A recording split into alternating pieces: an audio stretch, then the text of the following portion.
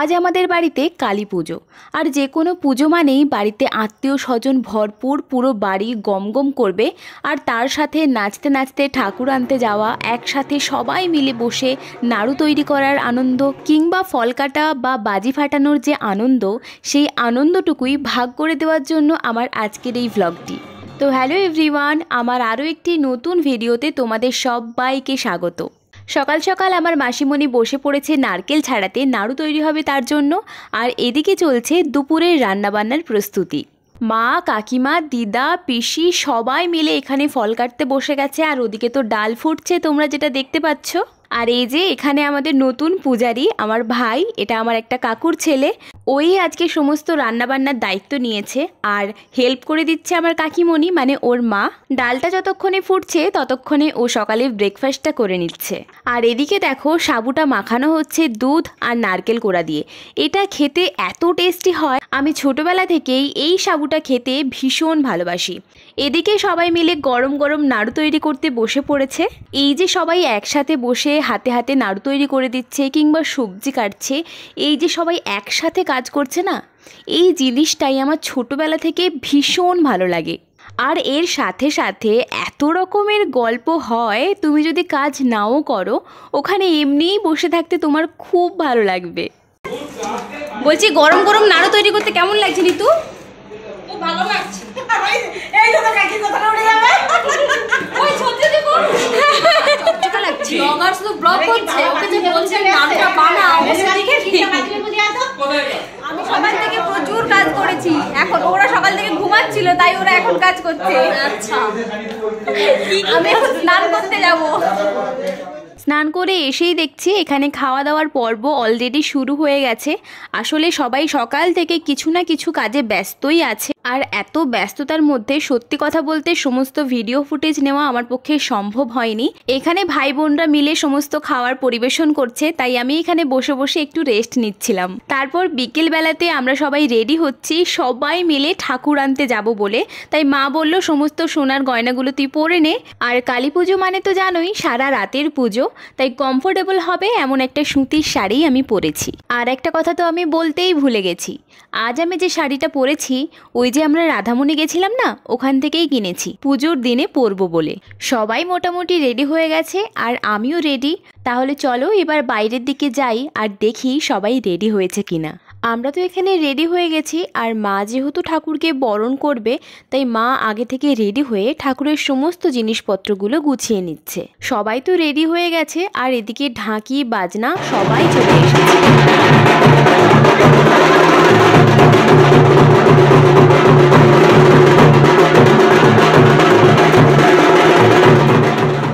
আর এই যে এদের চিনতে পারছো, ওরা সেই যমজ দুই বোন, কি সুন্দর লাগছে ওদেরকে। আর পাশে যে দাঁড়িয়ে আছে একটু লম্বা করে, ওটা হচ্ছে আমার দিদির মেয়ে। সবাই রেডি হয়ে বাইরে দাঁড়িয়ে আছি, দাঁড়াও তোমাদের দেখাচ্ছি।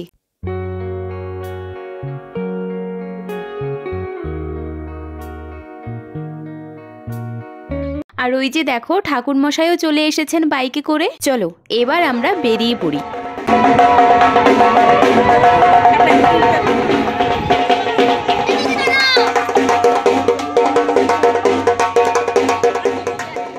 যেহেতু আমরা সন্ধ্যা নামার পরেই ঠাকুর আনতে যাচ্ছি, তাই আমাদের গ্রামের মন্দিরে ধূপ দিয়ে তারপর যেতে হবে।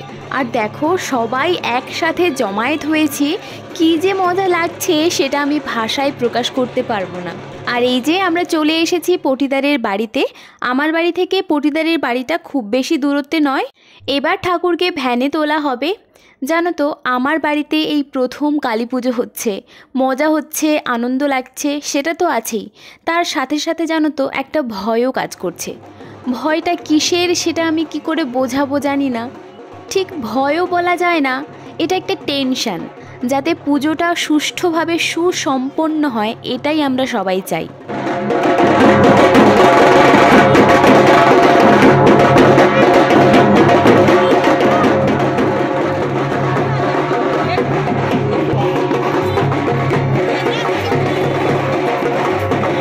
আর একটা কথা তোমাদের সাথে শেয়ার করতে খুব ইচ্ছে করছে, সেটা হচ্ছে ঠাকুরের মুখে দেখবে খবরের কাগজ দিয়ে ঢাকা আছে।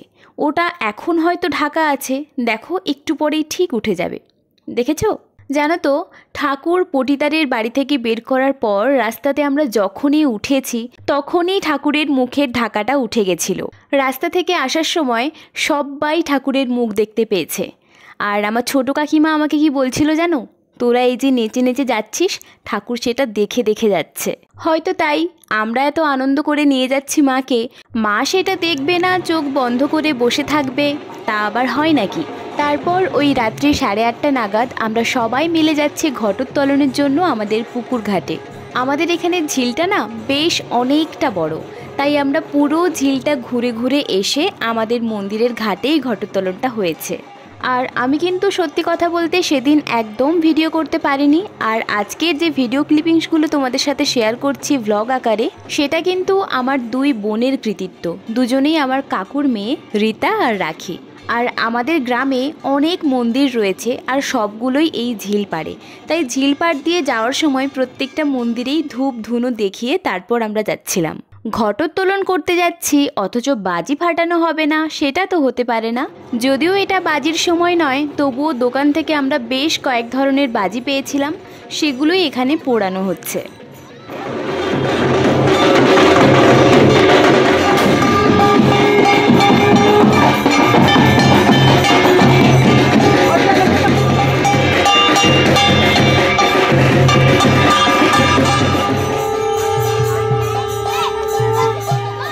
চলো, ঘটোত্তোলন তো হয়ে গেছে, এবার ঘট নিয়ে গিয়ে মাকে প্রতিষ্ঠা করি।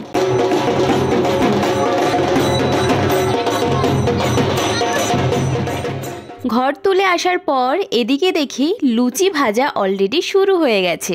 একদিকে যেমন চলছে ময়দা মাখা, একদিকে চলছে লেচি কাটা, লুচি বেলা, আর ওদিকে চলছে লুচি ভাজা।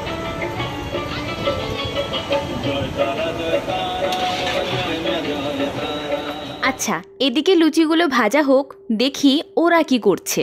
দেখেছো, ঠিক যেমনটা ভাবছিলাম তেমনটা। 4 মূর্তি বসে বসে ঘটোত্তোলনের প্রসাদ খাচ্ছে আর গল্প করছে। অবশ্য এই ক্লিপিংসটা ওরাই নিয়ে রেখেছে। তাহলে এদিকে লুচিগুলো ভাজা হতে থাক, আর তোমাদের ততক্ষণে মায়ের দর্শন করাই চলো। এই যে এটা আমাদের তুলসী মঞ্চ, আর পাশে যে ডায়ার্স মতো করা আছে দেখতে পাচ্ছ, ঘটোত্তোলনের আগে ওখানে সমস্ত জিনিসপত্র সাজানো ছিল যেগুলো ঘটোত্তোলনের কাজে ব্যবহৃত হয়েছিল। সেগুলো যেহেতু কাজে লেগে গেছে তাই ওই জায়গাটা এখন ফাঁকা হয়ে গেছে, ওখানে এবার কীর্তনিয়ারা বসবেন। চলো একসাথে আমরা মায়ের দর্শন করি। মায়ের শাড়িটার দিকে খেয়াল করে দেখেছো? আমরা রাধামণি গিয়ে এই শাড়িটাই কিনে এনেছিলাম না, সেই শাড়িটাই মাকে পরানো হয়েছে। কি সুন্দর লাগছে বলো? মা মানেই সুন্দর, মা যেটাই পরবে তাতেই মাকে অসম্ভব সুন্দর লাগবে। আর এদিকে এক কাণ্ড হয়েছে, কাল সকালে প্রতিবেশীদের যে প্রসাদ দেওয়া হবে সেই প্রসাদের জন্য যে লুচি লাগবে, সেই লুচির কথা তো সবার মাথা থেকে বেরিয়েই গেছে, সবাই বেমালুম ভুলে গেছি। তাই রাত 2টোর সময় সবাই মিলে বসে গেছে লুচি আর হালুয়া বানানোর জন্য। চলো তোমাদের সাথে আরতির কিছু মুহূর্ত শেয়ার করি।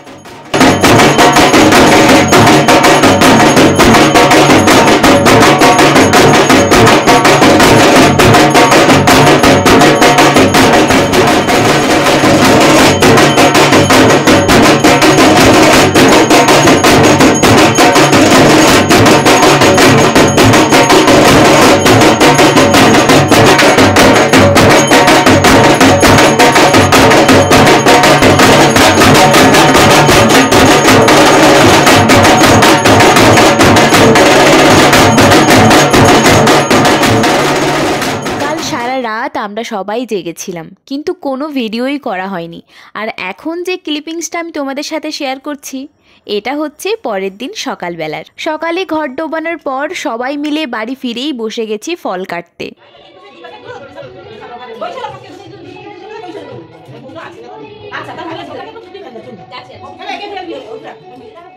সবাই এখানে ঘুম ঘুম চোখে, কিন্তু তাও সবার মধ্যে কত এনার্জি। অবশ্য এনার্জি তো থাকতেই হবে, না হলে চলবে কি করে। আর জানো তো, প্রসাদের স্বাদ হয়েছিল অসম্ভব সুন্দর, দুর্দান্ত খেতে হয়েছিল।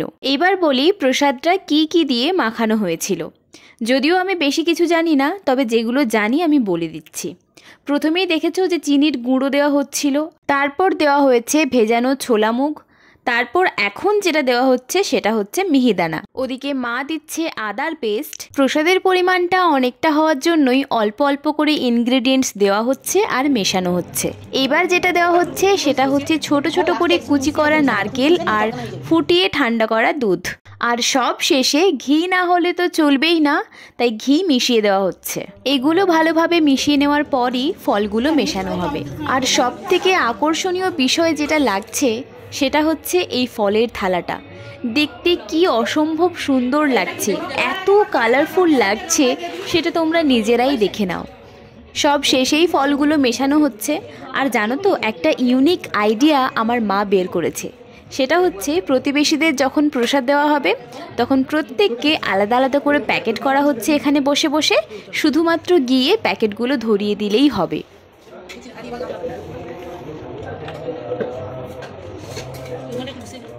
আর এখানে রয়েছে এক গামলা সন্দেশ। প্রত্যেকটা প্যাকেটে প্রসাদের সাথে সাথে লুচি, হালুয়া এবং সন্দেশ দেওয়া হবে। এখানে চলছে প্যাকিং, আর ওখানে একটা ব্যাগের মধ্যে সমস্ত প্যাকেটগুলো ঢুকিয়ে রাখা হচ্ছে। আজ মায়ের বিসর্জন হয়ে গেলেও মা আজ আমাদের বাড়িতেই থাকবে, তাই আজ দুপুরে সম্পূর্ণ নিরামিষ খাওয়া দাওয়ার আয়োজন করা হয়েছে। গরম গরম বেগুনি থেকে শুরু করে আলু ভাজা, ডাল, পটল, এঁচোড়, পনির তো রয়েছেই, আর সাথে কিন্তু আমের চাটনিও রয়েছে। তার সাথে রয়েছে গরমের দিনের জন্য একদম উপযুক্ত ঠান্ডা ঠান্ডা আইসক্রিম। এরপর কিন্তু আর কোনো ভিডিও ফুটেজ আমার কাছে নেই। যাই হোক, আজকের ভিডিওটা এই পর্যন্তই। দেখা হচ্ছে পরবর্তী ভিডিওতে।